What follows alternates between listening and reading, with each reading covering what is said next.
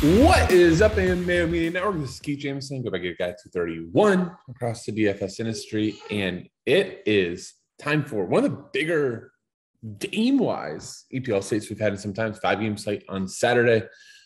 It's an interesting one. And I say that in the fact of this. Normally I get on this show. I make my lineup, go up and down my lineup and go, all right, this guy makes the list. And off and running, a couple guys that I was almost going to play in. There's the picks. And I'm searching to make my lineup before prepping for this. And holy crap, don't really want to play him. Where's the guy I really want to play? It's just one of those slates. There's a lot of decent plays. And then you go, but he's a little overpriced. The matchup's not so clean. And that's just the whole slate before you get through it. So a lot of even games, only one big favorite.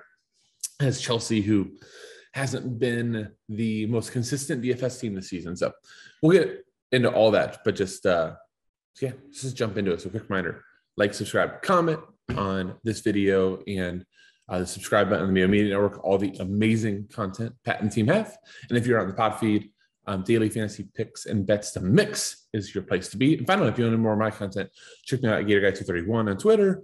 Follow our site FSI on YouTube. All right, let's go into it. So let's start the games. First, let's go with the biggest favorite, Chelsea away to Burnley, -200. That lineup is going to be super important. The next biggest favorite is Southampton away to Villa, +130. We have Palace away to Wolves, +130. We have Brighton, who is not playing all that well, which is kind of a disappointment, but slight favorite away to Newcastle. Newcastle's +175. Brighton's around +160. And finally, funny enough, the biggest game of the fixture is at the bottom. Brentford going to Norwich. Brentford is hovering just above the drop. Norwich finding them all at the bottom, but Norwich getting 3 points would see themselves, really, really debating, could they get out of the drop zone? So let's start at the top. Actually, I could just, before I even go to the picks, let me just talk about the games. I think that everybody's going to gravitate towards Chelsea for good reason. Burnley is a team that likes to bunker, accept pressure. If they can stay off the score sheet, if they can keep Chelsea off the score sheet, Chelsea will start pumping in a lot of crosses, lump the ball forward. And that's where you'll get a lot of DFS goodness. So I think that's what a lot of people will hope for. And then the rest of the games, because they're so even, that's where we're just kind of trying to avoid the goal dependency, look at the floors. And let's hope that that's how this whole preview is going to go. That's how my whole play style is. And, some of the top cash and optimal players out there, that's what we're targeting. So keep that in mind as we go through. All right, at the top, Mason Mount, 9,900, since returning, has been back to a majority role on sets. I think that it gets cloudy. Here's what you want to see if you're willing just to lock and load Mason Mount. You don't want to see Ziyech and you don't want to see Reece James. Those are the two that are going to fight Mason Mount for sets. If we saw him take over Alonso, over Pulisic, over Hudson-Odoi, we want to see those type of guys in. All of a sudden, you get Ziyech, you get Reece James, and you go, how many corners are going to be split? And now I'm paying 10K for Mason Mount for open play value. Yes, he can probably get 8 to 10 DK, but on this slate, spending 9,900, 8 to 10 DK, there's not a lot of great value, just from what we expect lineups to be. That can always change. And then he's overpriced. So that was what I would say with Mason Mount. All right. So unlike Mason Mount, who, has a lot of things that we need to watch for, James Ward-Prowse, if you decide to go that route at the top, there's no concerns. We know what James Ward-Prowse does. He has a monopoly. He is on the pitch to take a ton of corners, to take free kicks, gets you some tackles, some fouls drawn, and maybe the occasional free kick goal also has PKs. The only issue with James Ward-Prowse, and so many on this slate where I told you there's no clean answers, because James Ward-Prowse is a solid dog on the road to Villa. The best game script for James Ward-Prowse, Villa gets a goal in the first 5 minutes. Now Ward-Prowse and Southampton are just bombing in crosses. So James Ward-Prowse, a strong play. Kind of if you love your build and, Mount gets all the worst things that we talked about coming in, James Ward-Prowse is a fine, second fiddle at 9,700. Pedro Neto, 8,100, is not a guy I brought up before. He's been injured for a long time. Pedro Neto, when healthy last season, was an absolute DFS beast. When he's on the pitch, he should take most of the corners for Wolves. on top of just being incredibly dynamic in the open play.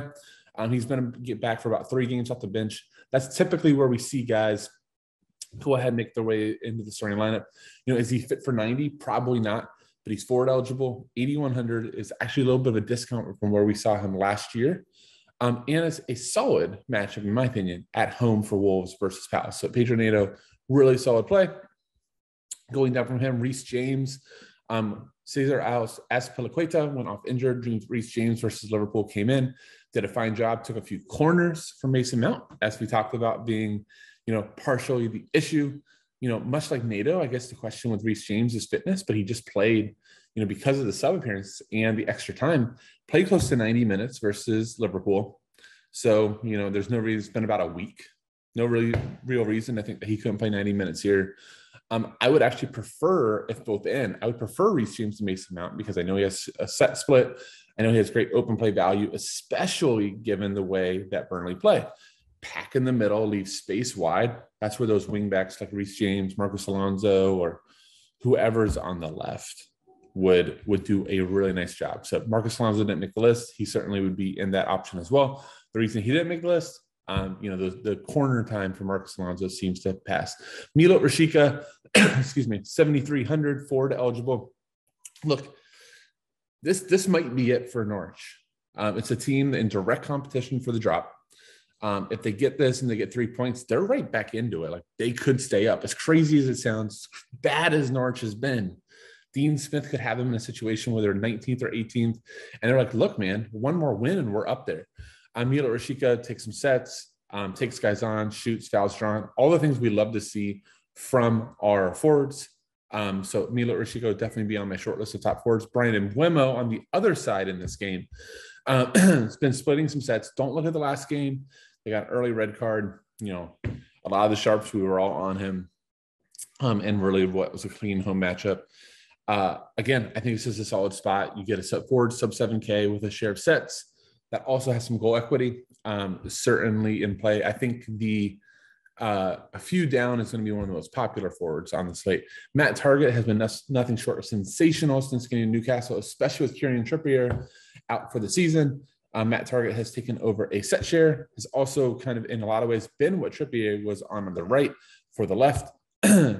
Multiple double-digit games, some huge games. Last game's a little bit of a what's the right word? Outlier because of the red card.